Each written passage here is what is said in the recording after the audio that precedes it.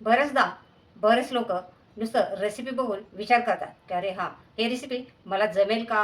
माझ्याकडून टेस्टी होईल का? असं विचार न करता तुम्ही नक्की एकदा बनवून बघायचं आहे. मला जमले म्हणजे तुम्हाला नक्की जमणार आहे. तर आज असंच एक वेगळा आणि नवीन परोठा आपण बनवणार आहोत. तर चला वेळ न घालवता आपण झटपट रेसिपीला सुरुवात करणार आहोत. परोठा बनवण्यासाठी आपल्याला आटा मळून घट्ट असा आटा मळून ठेवायचा आहे. एक भिजण्यासाठी अर्धा तास. हे पहा अशा पद्धतीने. आणि ह्याला तेल लावून ठेवायचं आहे. झाकून ठेवायचं आहे कपड्याने. यासाठी आपल्याला लागणार आहे एक कांदा. आणि हे कांदा आपल्याला असं बारीक असं उभा कट करून घ्यायचा आहे. पातळ पातळ ह्याचे काप करायचे आहेत. हे पहा अशा पद्धतीने आपला कांदा कट करून झालेला आहे. हे सगळे यायचे हे लच्छे वेगळे करायचे आहेत. एकदम सुट्टा सुट्टा करून घ्यायचा आहे हा कांदा आपल्याला. आता हा कांदा आपण एका प्लेटमध्ये काढून घेऊया. आणि याच्यामध्ये असं चांगलं असं हे लच्छे सुट्टे सुट्टे करून घेऊया. आणि याच्यामध्ये आपण थोडंसं मीठ घालणार आहोत.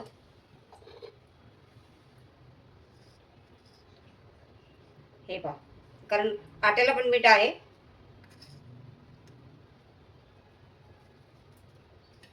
आणि हे मिक्स करून ठेवणार आहोत. आता आपल्याला हा कांदा पिळून घ्यायचा आहे.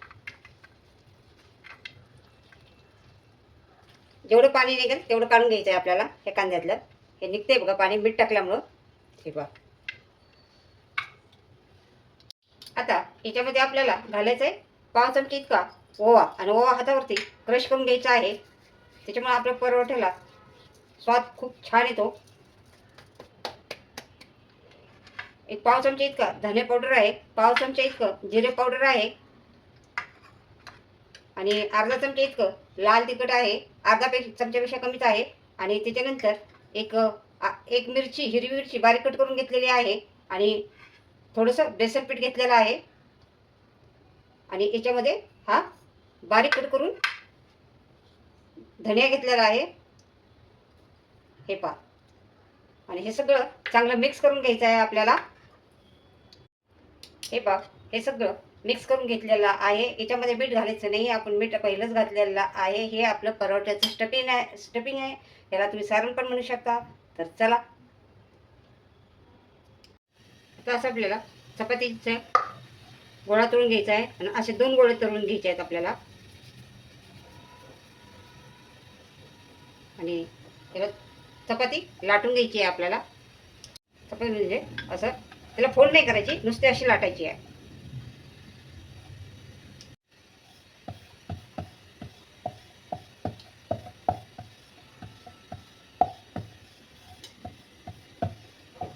अजून एक अशीच चपाती आपल्याला बनवून तयार करायची आहे.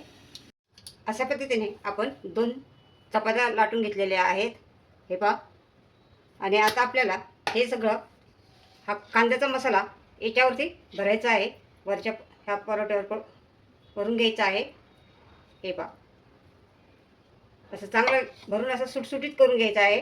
हा मसाला सगळीकडे असा सुटसुटीत बसला पाहिजे मसाला हा.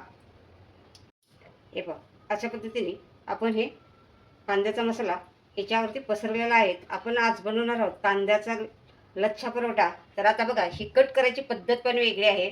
तर याचे आपण 4 ते 5 असे काप करून घेणार आहोत. तुमच्याकडे पिझ्झा कटर असेल तर पिझ्झा कटरने तुम्ही कट करा.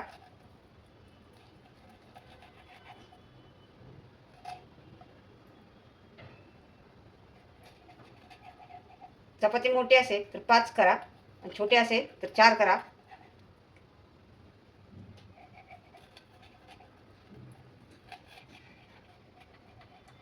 हे पहा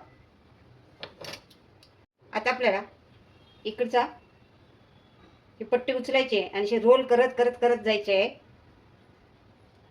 असा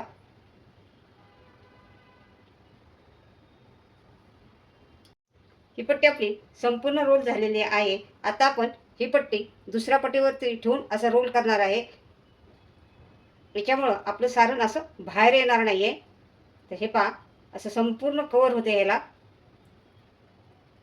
अशा पद्धतीने आपल्याला रोल करत जायचं आहे. याचे 2 पराठे बनून तयार होतील.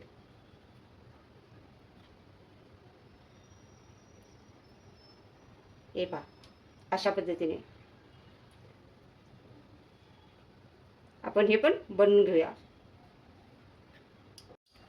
अशा पद्धतीने आपले 2 रोल तयार झालेले आहेत आणि हे थोडंसं असं पसरून घ्यायचं आहे आपल्याला वरचा भाग, तेव्हा आपले लच्छे असे वेगवेगळे होणार आहेत.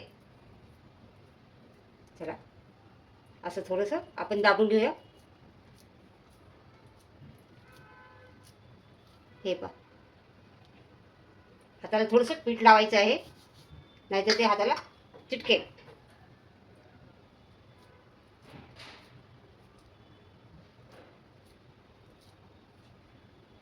आता ह्याला पिठामध्ये बुडवायचं आहे. खालच्या बाजूने बुडवायचे फक्त असं.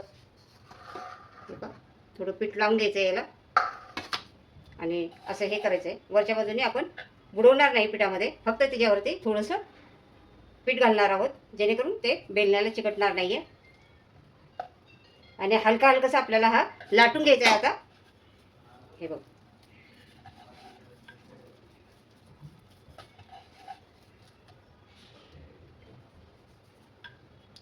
हे बघ, अशा पद्धतीने आपला कांदा म्हणा किंवा ओनियन लच्छा परोठा बनून तयार झालेला आहे. आता आपण तवा गरम करायला ठेवलेला आहे. तवा गरम झालेला आहे. आता आपल्याला परोठा भाजून घ्यायचा आहे. तव्याला थोडंसं तूप लावायचं आहे.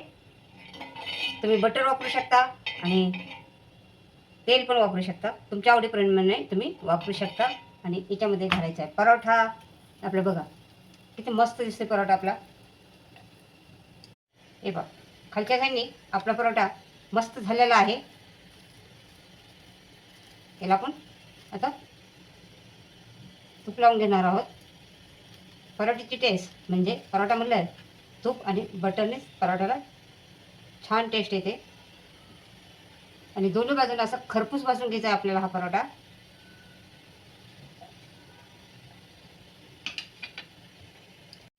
वरच्या बाजूला पण कलर मस्त आलेला आहे आपल्या परोठ्याला आणि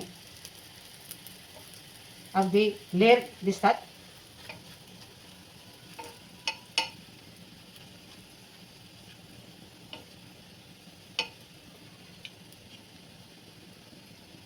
दोन्ही बाजूने मस्त खरपूस भाजून घेऊया आपण परोठा. मस्त, वा किती मस्त झाला परोठा. हे पहा, आपण परोठा आपला झालेला आहे. परोठा तयार झालेला आहे. हे बघा किती छान दिसतोय, मस्त असे लेअर आलेले आहेत. तर चला आपण दुसरा परोठा पण भाजून घेऊया. अशा पद्धतीने आपला ओनियन किंवा कांदा लच्छेदार परोठा तयार झालेला आहे.